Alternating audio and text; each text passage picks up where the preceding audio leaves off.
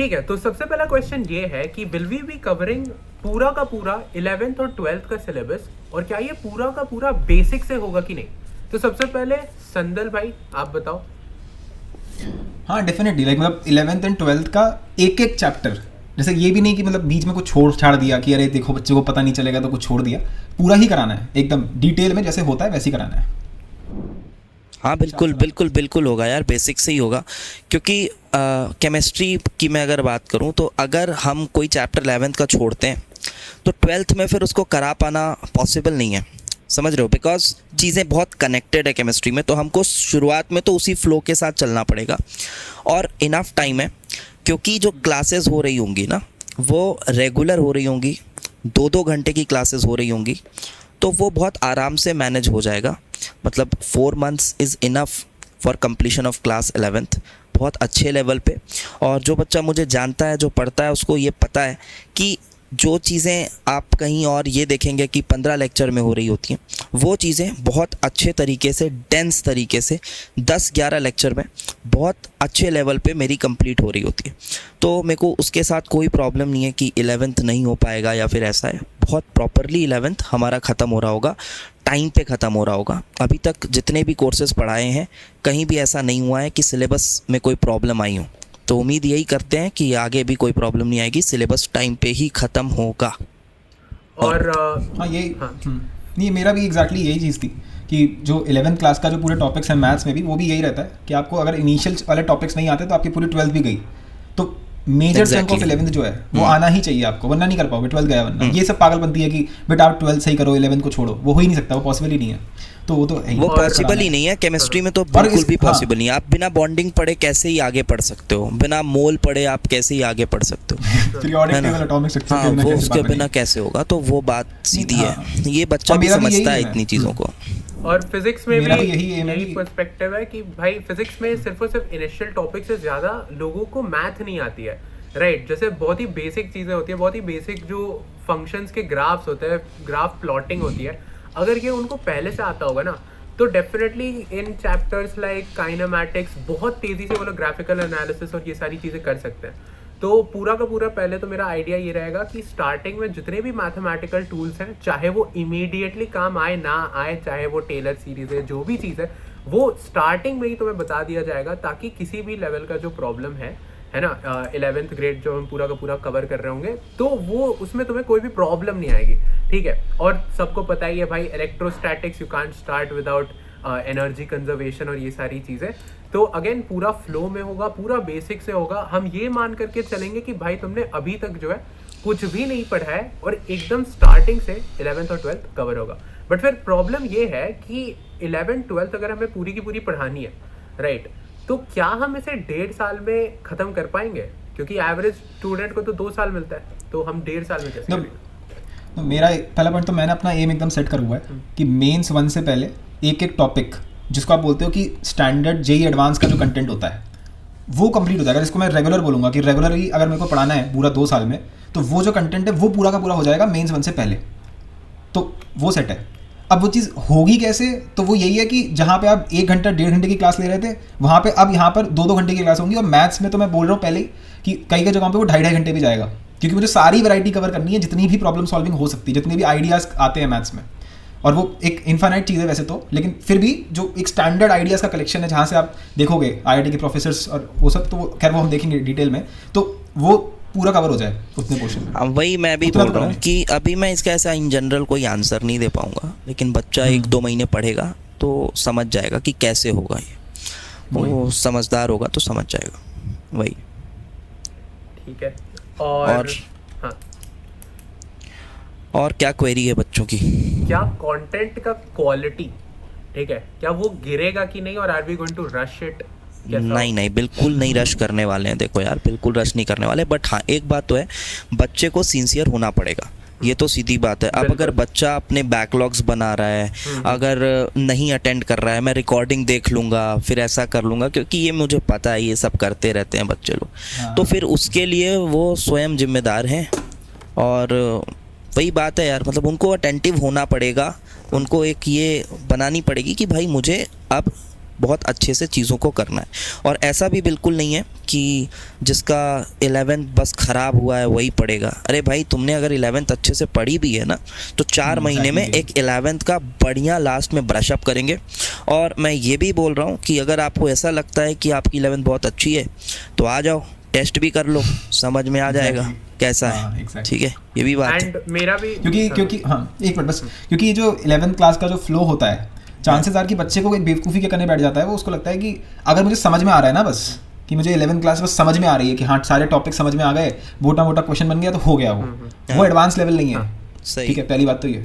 और दूसरा एक और चीज़ थी, अभी सर ने बीच में ये बोल दिया कि हम क्या नाम है, जो जिसकी 11th अच्छी हो रखी है वो उसके लिए वो हो जाएगा तेज़ वाला। तो इसका मतलब ये नहीं है कि हम तेज़ करके पढ़ाएंगे, इसका मतलब बस ये कि लेवल हाई होगा। ठीक है, कोई बच्चों के दिमाग में फिर से ये बैठ जाता है कि अच्छा ये जल्दी में पढ़ाएंगे। नहीं, जल्दी में नहीं पढ़ाने वाले बिल्कुल भी। मतलब मैं अपने दिमाग में ये बैठ के पढ़ाने वाला हूँ कि ये बच्चा अभी 10 से 11th में आया है। मैं ये नहीं सोचूंगा कि तुमने 11th क्लास में पता नहीं क्या करा है, वो मेरी प्रॉब्लम नहीं है। तुमने 5-6 महीने क्या बर्बाद करा है, क्योंकि मैथ्स में एक अप्रोच बिल्डअप करनी पड़ती है, और वो तुमने अगर पढ़ भी रखी है ना चैप्टर्स, तो भी वो बेकार हो जाते हैं, क्योंकि तुमने प्रॉब्लम सॉल्विंग अप्रोच नहीं बिल्ड करी है, तुमने बस रट लिया है कि ऐसे। ठीक है, तो मेरा एक और जैसे विशाल सर ने अभी बोला था कि स्टूडेंट्स को जो है ना अटेंटिव बिल्कुल होना पड़ेगा, बिकॉज यहाँ पे जो है मिनिमम 2 घंटे की क्लासेस होंगी पर सब्जेक्ट पर डे।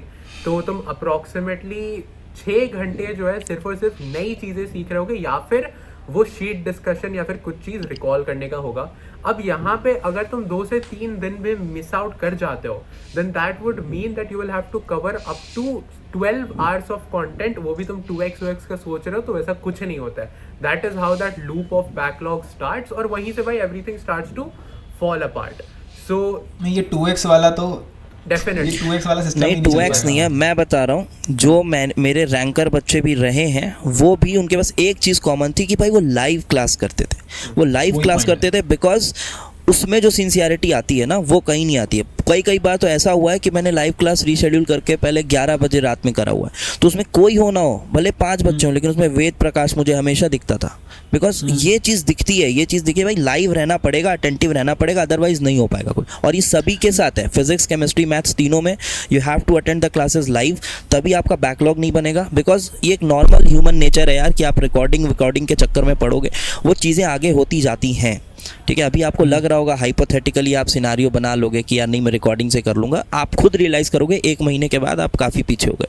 तो वो आपको देखना पड़ेगा वही। और इसमें एक और चीज़ भी है, जैसे लाइव का एक तो ये वाला सेगमेंट हो गया लाइव का, जहाँ पे आप ये बोल रहे हो ना कि आपका प्रोक्रास्टिनेशन वाला जो पूरा एरिया हो गया, वो तो ठीक है, वहाँ तो बिल्कुल आप सही बोल रहे हो, वो लाइव भी सही रहता है। दूसरा एक और चक्कर भी होता है, खासकर अगर मैं यहाँ पे सिर्फ मैथ्स की बात कर लूँ, तो जो प्रॉब्लम सॉल्विंग है, अभी मैंने ये सिंपल एक्सपेरिमेंट क्रैश कोर्स में किया।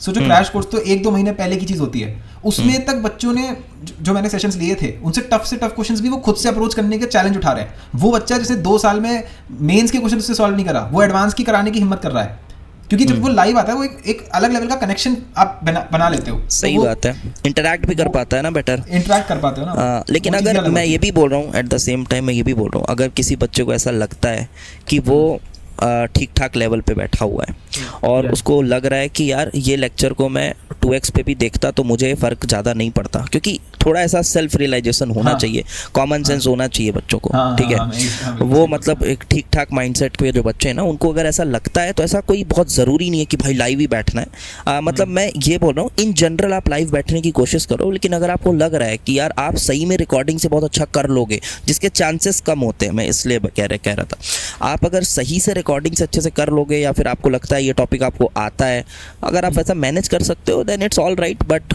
Still in general I will say कि यार try to attend live classes. Sure, तो I think that was all for the general queries. इसमें बस एक चीज़ और ऐड ऑन करनी थी, जैसे जो मटेरियल वाली बात है ना, कि जैसे लेक्चर्स तो हमने पता पूरा कोर्स तो हम पूरा पढ़ा देंगे, साथ में जो मटेरियल दिया जा रहा है वो भी ऐसा नहीं है कि खुद से जाके कर लो कि हाँ ये अच्छी बुक्स हैं तुम ये खरीद लेना और खुद से कर लेना। हाँ, बुक्स अगर कुछ होंगी रेकमेंड कर देंगे, वो अलग बात हो गई, लेकिन एक एक चीज़ खुद ही से मिलने वाली है कि तुम्हारे पास कंप्लीट पैकेज है। ये नहीं है जैसे अगर मैं मैथ्स की बात कर रहा हूँ अपनी, तो वहाँ पे ये नहीं होगा कि भाई तुम ये कर लो वो कर लो, सारा कुछ मैं ही दूंगा और वो पूरा का पूरा डिस्कस भी मैं ही करूंगा। ये नहीं कि कोई और टीचर से आके कर रहा हूँ, मैं ये नहीं कह रहा हूँ कि वो टीचर, हाँ मतलब वो, क्योंकि वो मेरी अप्रोचेज हैं, तो मैं चाहता हूँ कि तुम हर एक प्रॉब्लम को उसी नजरिए से करते चले जाओगे, तुम्हें दिखेगा कि सब कनेक्टेड है, सारी सब कुछ वही फंडामेंटल प्रॉब्लम सॉल्विंग चल रही है। मतलब जो भी डाउट सॉल्विंग सेशंस हमारे होंगे वी विल बी टेकिंग दो सेशंस ओनली, बट ऑब्वियसली ये थोड़ा सा अंडरस्टूड है कि यार we are not going to discuss question number 1 to question number 50। हम लाइव क्लास में आएंगे, बच्चा रहेगा सामने लाइव, तभी अब हमको समझ आ रहा होगा ना, हाँ यार कि वो है ईगर है पूछने को समझने को, तो उसको जिस जिस क्वेश्चन में डाउट होगा each and every question will be discussed, each and every question will be discussed. अगर 50 के 50 में डाउट है, कोई ऐसा बेशर्मी से पूछ रहा है सर 50 के 50 में डाउट है, तो भी देखा जाएगा फिर आगे क्या है। नहीं, अब कोई एक्चुअली बस यही बोल रहा है कि ये फॉर्मूला है, इसके 4 वेरिएबल है, इसमें वैल्यू डालनी है, वो अंडरस्टूड है, बच्चा भी समझ जाता है कि ये बात। डाउट फेक है या फिर सही है, वो चीज़ें हम लाइव क्लास में मैनेज कर लेंगे। और जो अच्छा बच्चा है वो भी ये सोचता है कि यार ज़बरदस्ती के डाउट्स ही मैं क्यों पूछूं, अगर जो चीज़ मेरे को समझ आ गई है वो नहीं पूछते हैं, वो सही रहता है। नहीं रहता है वो। वही, और कोई रियली टफ प्रॉब्लम है तो बिल्कुल तब तो बहुत मज़ा आएगा कि यार पूछो, बताएं, समझ आता है।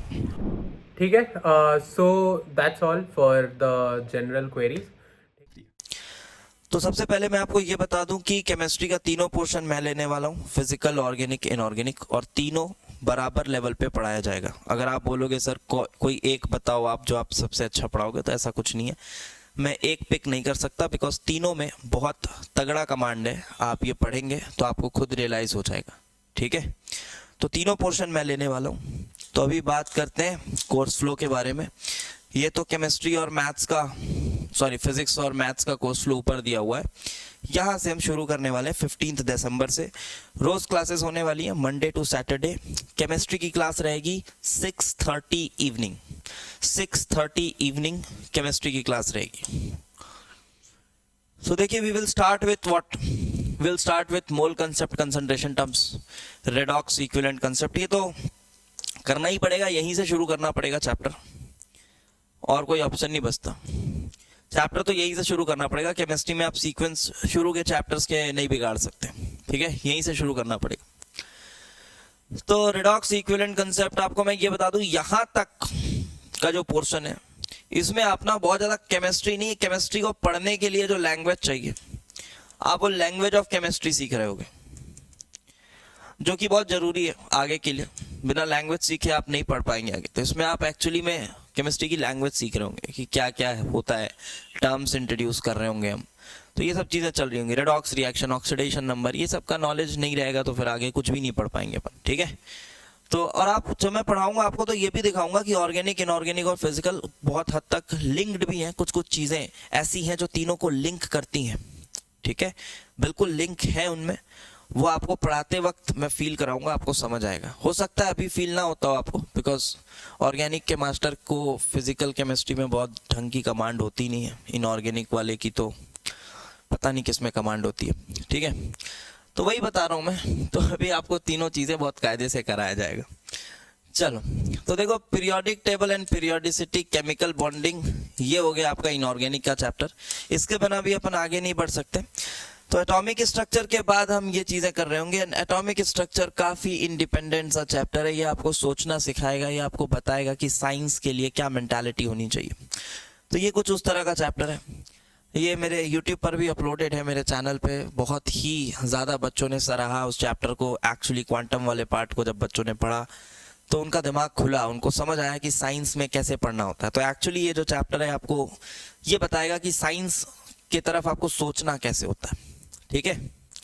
फिर केमिकल बॉन्डिंग, और ये अभी अब एक एक चैप्टर के बारे में बहुत ज़्यादा कुछ बता नहीं रहा हूँ यहाँ, ठीक है, क्योंकि अब मैं क्या ही बताऊँ अभी, तो आपको लेक्चर्स के बीच में बताया जाएगा, पढ़ाया जाएगा। मैं सीक्वेंस बता दे रहा हूँ। और ये कुछ नंबर ऑफ लेक्चर्स, और ये मैंने ज़्यादा करके लिखे हुए हैं, ठीक है, ये मैंने बहुत ज़्यादा करके लिखे हुए हैं। इससे ज़्यादा नहीं लगेंगे लेक्चर्स, इससे कम ही लगेंगे, ये आप समझ के चलो। मैंने ये बहुत ज़्यादा करके लिखे हुए हैं, ठीक है। फिर आइडियल रियल गैसेस, कुछ लोग बोलते हैं सर सिलेबस में नहीं है, पागल हैं वो लोग। बिल्कुल पढ़ना है, इसके बिना आप कुछ नहीं कर सकते, ठीक है। तो ये आगे पढ़ना है। उसके बाद फिर इक्विलिब्रियम में आयनिक, केमिकल दोनों पढ़ेंगे, थर्मोडायनेमिक्स पढ़ेंगे, IUPAC स्ट्रक्चरल आइसोमेरिज्म पढ़ेंगे, GOC पढ़ेंगे। बस ये हुआ 11th खत्म, ये हुआ 11th खत्म। अरे सर आपने इनऑर्गेनिक तो पढ़ाया ही नहीं 11th में। अरे रुको ना यार, कराएंगे ना, क्यों परेशान हो रहे हो। इनऑर्गेनिक के ये 2 चैप्टर करे अपन ने, और केमिकल बॉन्डिंग बहुत ज्यादा डिटेल में करेंगे। 15 लेक्चर 2-2 घंटे के, मतलब 30 घंटे। और जो बच्चा मेरे को जानता है वो समझता है कि मेरे लेक्चर्स कितने डेंस होते हैं, लेक्चर्स के बीच में कोई बकवास नहीं होती है, मैं किसी के साथ बातचीत में भी इन्वॉल्व नहीं होता हूँ। ये पिछले ऑनलाइन का मेरे 5 साल का आप वीडियो कोई भी उठा कर देख सकते हो, आप यही पाओगे, ठीक है। तो वही चीज़, जो चीज़ लोग 10 घंटे में करते हैं वो हम और ज़्यादा इफेक्टिवली 6 घंटे में कर पाते हैं। और यही सही तरीका होना चाहिए कि आपका टीचर आपका टाइम बचा कर दे, ना कि अपनी सुस्तीपन के कारण। समझ रहे हो, सुस्तीपन समझते हो, लिथार्जिक होने की वजह से कुछ लोग ऐसा भी करते हैं, वही चीज़ों को 5 घंटे की चीज़ है उसको 7 घंटा 8 घंटा खींच रहे हैं। तो वो आपको ऐसा सुस्तपन नहीं दिखेगा, हाई एनर्जी दिखेगी क्लासेस में, इस बात की गारंटी है, ठीक है। अब आगे देखो, यहाँ बेटा हो जाएगा 11 खत्म। जो इनऑर्गेनिक का पोर्शन है, ब्लॉक केमिस्ट्री एंड ऑल, आप बोलोगे सर एस ब्लॉक तो एनसीईआरटी में 11th में दिया हुआ है। हाँ जानते हैं 11th में दिया हुआ है, बट हम उसको 12th में एक साथ पढ़ेंगे, बिकॉज उससे पहले मुझे जनरल इनऑर्गेनिक केमिस्ट्री पढ़ाना पड़ेगा आपको, ठीक है। उसके बाद अपन 12th में पढ़ेंगे उसको, परेशान होने वाली बात नहीं। अब देखो ये जीओसी हो गया जी सर, ये जीओसी हो गया। यहाँ तक हमारा 11 खत्म हो गया। हम अप्रोक्सीमेट कर रहे हैं अप्रैल तक मैं आपको ये पोर्शन करा दूंगा, अप्रैल तक मैं आपको ये पोर्शन करा दूंगा बहुत अच्छे तरीके से। फिर हमारी 12th शुरू होगी। हाँ 12th थोड़ी सी बड़ी लग रही होगी आपको, लेकिन हमारे पास इनफ टाइम भी होगा, हम आराम से 12th कर पाएंगे। Liquid solutions, chemical kinetics, electrochemistry, stereo isomerism. देखो नॉर्मली स्टीरियो आइसोमेरिज्म मैं 11th में पढ़ाता हूँ, बट 12th में भी पढ़ा देंगे तो कोई प्रॉब्लम नहीं है, ठीक है। तो स्टीरियो आइसोमेरिज्म पढ़ेंगे and then coordination chemistry, inorganic का चैप्टर आया। Then we will be doing reaction mechanism. ये जो चैप्टर होगा ये मोस्ट इंपॉर्टेंट चैप्टर होगा, most important chapter, most important for class 12th। इसीलिए देखो इसमें वेटेज भी आपको काफी ज्यादा दिख रहा होगा, 15 लेक्चर्स। अभी आप उसको बहुत लिटरली मत लेना कि 15 मतलब 15 का 12 भी हो सकता है, ठीक है। तो वो डिपेंड करेगा, अपन क्लास चला रहे होंगे तब समझ में आ जाएगा। एक आप रिलेटिव देख सकते हो, ठीक है, आप रिलेटिव देख सकते हो कि हाँ यार ये 9 है तो ये 15, मतलब इसमें थोड़ा ज्यादा टाइम लगेगा, रिलेटिव देख सकते हो।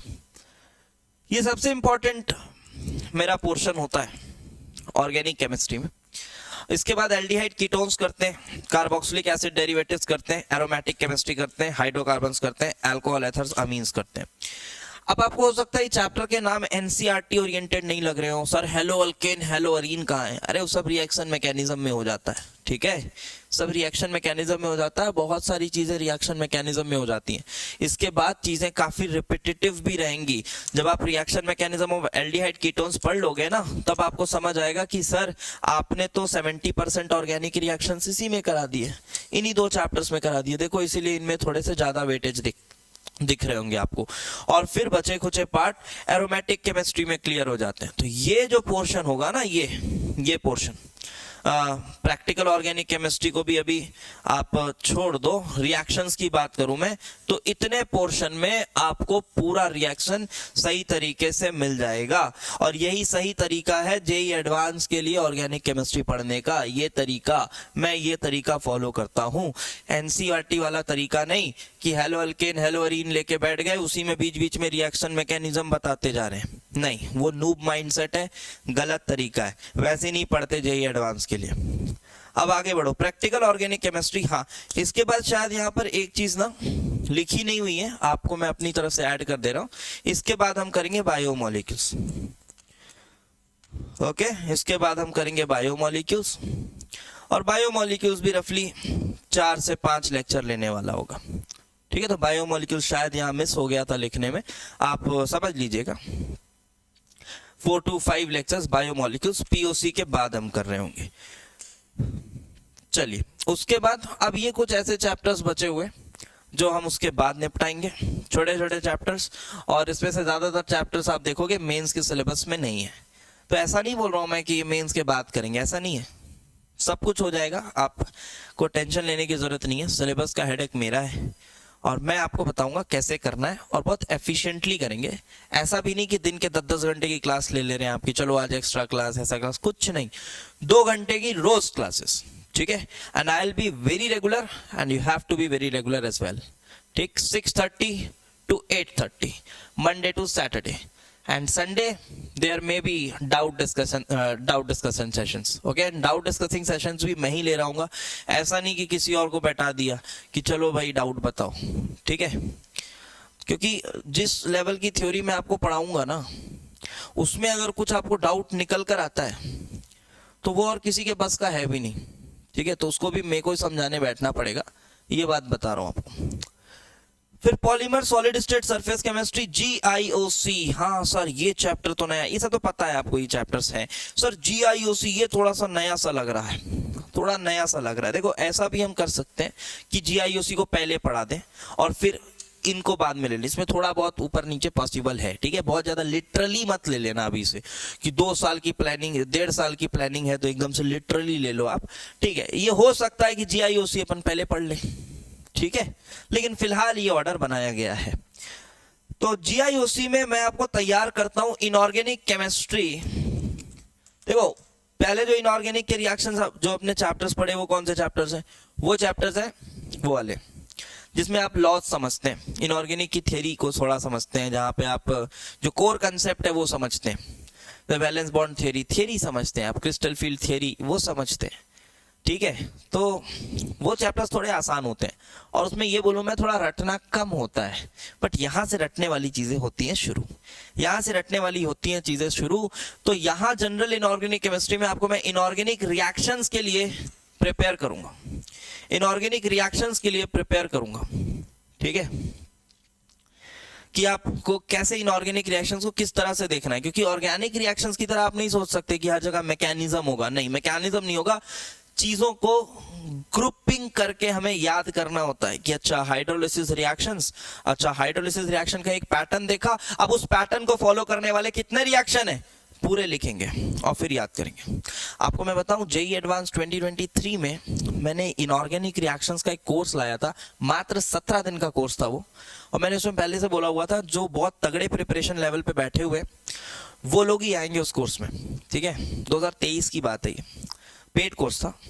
तो उसमें मैंने 15-17 दिन में पूरी इनऑर्गेनिक रिएक्शंस कराई थी, starting from general inorganic chemistry, salt analysis, this and this, ये पूरा पोर्शन कराया हुआ था। और ये ब्लॉक पूरा तो नहीं कराया था, मतलब NCERT मैंने ये माना हुआ था कि NCERT आपको आता है, NCERT के आगे का चीज़ जो थोड़ा बहुत रिक्वायर्ड था वो बताया था, और ये सब चीज़ें पूरी पढ़ाई थी। और मैंने बोला हुआ था कि यार उस वाले बैच में बिल्कुल जो बहुत तगड़े प्रिपरेशन लेवल पे बैठे हुए वही आना, क्योंकि 15-17 दिन में बहुत तेजी से चीज़ें चलेंगी। तो उस बैच में ये मेरे जो तीनों AIR से, ये तीनों कंबाइंडली उस बैच में थे। AIR 40 निपुण भी था उस बैच में, वेद प्रकाश भी उस बैच में था, और 149 सुयस भी उस बैच में था। ये तीनों बच्चे उस बैच में बैठे हुए थे। तो वो इस लेवल पे चीज़ों को पढ़ाया था, और पढ़ने के बाद उन सबका यही कहना था कि सर अलग ही लेवल पे इनऑर्गेनिक रिएक्शंस का आपने हमें समझ दिया, कि मतलब ऐसे तो पढ़े ही नहीं थे हम कभी इनऑर्गेनिक रिएक्शंस। तो आप भी ऐसा ही फील करने वाले हो, लेकिन आपके लिए फ़ायदा ये है कि आपको सिर्फ 17 दिन में नहीं पढ़ा रहे होंगे, काफ़ी समय लेके पढ़ा रहे होंगे, तो आपको मज़ा भी आने वाला है, ठीक? आपको मज़ा भी आने वाला है। ओके, तो ये कंप्लीट ब्लॉक इसमें बेटा पूरा S block, P block, D, F block ये पूरा पढ़ा रहे होंगे अलॉन्ग विथ हाइड्रोजन। तो ये पोर्शन हम लास्ट में करेंगे, ठीक है? तो ये रहा कंप्लीट केमिस्ट्री का प्लानर ऐसे रहने वाला है। और एक बात और मैं ऐड कर दूं, आप ये मत सोचिएगा कि ये सिलेबस यहाँ अगर ख़त्म हुआ तो चीज़ें हम आपको छोड़ देंगे कि जाओ बेटा हो गया सिलेबस हो गया, नहीं। हम JEE एडवांस 2026 तक आपके साथ जुड़े रहेंगे, क्वेश्चन सॉल्विंग के थ्रू जुड़े रहेंगे, बिकॉज जो मोस्ट इंपॉर्टेंट पार्ट होता है वो प्रॉब्लम सॉल्विंग होता है। और मैं ये बस कहने को नहीं कह रहा, अभी आप देख सकते हैं मैं JEE 2025 वाले स्टूडेंट्स के साथ किस लेवल पे क्वेश्चन सॉल्विंग करा रहा हूँ, ठीक है? लगभग 20 दिन में मैंने अप्रॉक्सीमेटली 100 घंटे की प्रॉब्लम सॉल्विंग उनको अभी करा दी है, और ये कंप्लीट उनकी JEE एडवांस 2025 तक चलता रहेगा। तो ये बस मैं कहने को नहीं कह रहा हूँ, करा हुआ है उसके बाद कह रहा हूँ, अभी कर रहा हूँ उसके बाद कह रहा हूँ, ठीक है? तो उसमें आपको कोई टेंशन लेने की ज़रूरत नहीं है कि सिलेबस के बाद छोड़ देंगे। और इसके बाद भी अगर आपको लगता है कि अरे यार ये कैसे करें क्या करें और कुछ डाउट आता है तो आप समय लीजिए, सोचिए और उसके बाद डिसाइड कर लीजिए। मैं आपको अपनी तरफ से कह रहा हूँ कि इससे बेटर कोर्स आपको नहीं मिलने वाला है।